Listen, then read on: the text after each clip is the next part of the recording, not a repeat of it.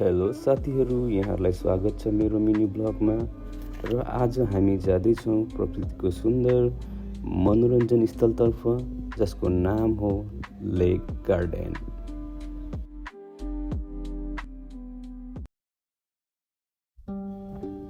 यो तपाईहरूले देखिरहनु भएको स्थान नै हो लेक गार्डन। ताइपिङ पेराक स्थित रहेको यो गार्डन पहिला तीन खानीको अवशिष्ट जमिन थियो, जुन ब्रिटिस शासनको पालोमा सार्वजनिक बगैँचा बनाइएको थियो।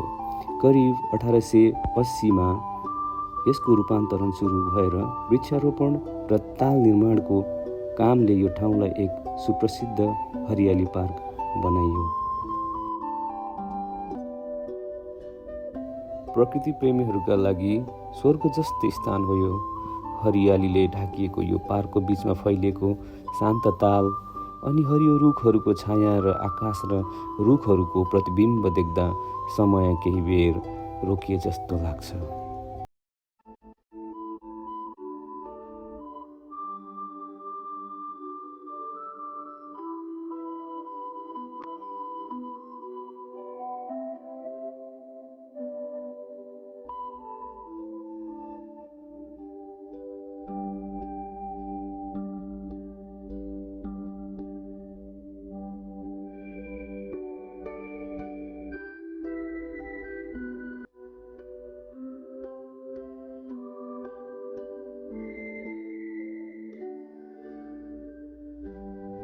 हजुरहरूले देखिरहनु भएको रुख चाहिँ रेन ट्री हो र यी रुखहरू करिब 1880को दशकमा रोपिएका हुन् र आजसम्म आइपुग्दा 130 वर्षभन्दा बढी पुराना भइसकेका छन्। र यो रुख आज पनि उस्तै मजबुत उभिरहेको छ।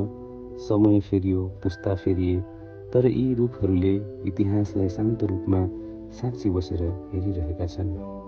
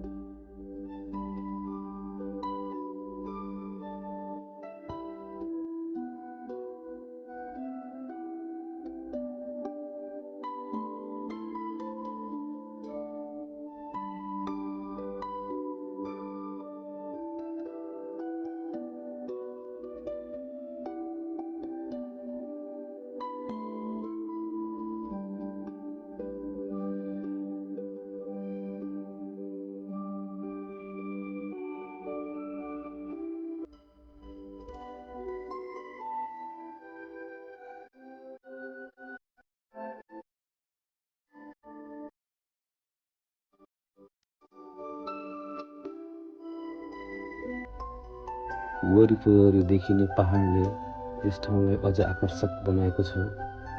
बिहानीको कुहिरो, दिउँसोको हरियाली र साँझको सूर्यास्त, तिनै समय यस ठाउँको सुन्दरता फरक फरक रूपमा देखिन्छ।